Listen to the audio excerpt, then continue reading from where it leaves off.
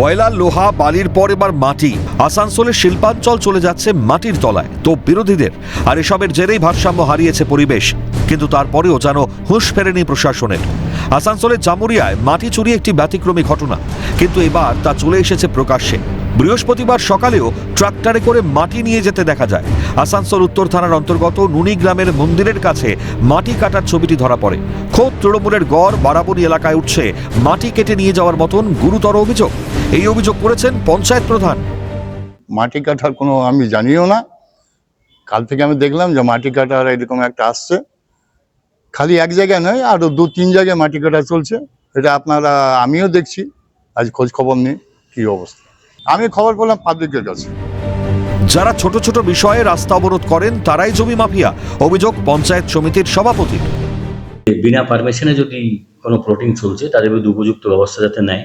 এটা আমি দেখেছি কিছু কিছু লোক ছোটোখাটো ঘটনা কেন্দ্র করে রোড অবরোধ করে, রাস্তা অবরোধ করে, কিন্তু আমি শুনছি যে তারাই বড় বড় ল্যান্ড মাফিয়া, এবং ম্যাক্সিমাম আমাদের এখানে বিজেপি নেতৃত্ব জড়িত আছে এগুলোতে। এদিকে গোটা বিষয়টি ঘিরে শাসক শিবিরকে কটাক্ষ করেছে বিজেপি।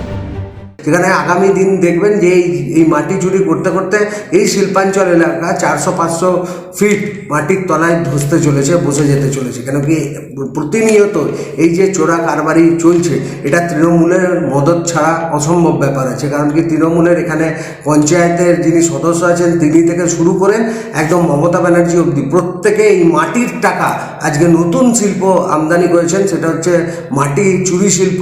আর এই মাটি চুরি শিল্পের টাকা একদম নিজ স্তরের পঞ্চায়েত এলাকা থেকে, পঞ্চায়েতের যিনি মেম্বার আছেন সেখান থেকে শুরু করে মমতা ব্যানার্জি অবধি এই টাকার বন্টন চলছে, আবন্টন চলছে। পুলিশ যেখানে দাঁড়িয়ে থেকে সেই টাকা পৌঁছে দেওয়ার কাজ করছে। আমরা যেটা দেখতে পাচ্ছি যে এলাকা জুড়ে প্রশাসন দাঁড়িয়ে আছে, কিন্তু মাটি চোররা মাটি চুরি করে বেড়াচ্ছে।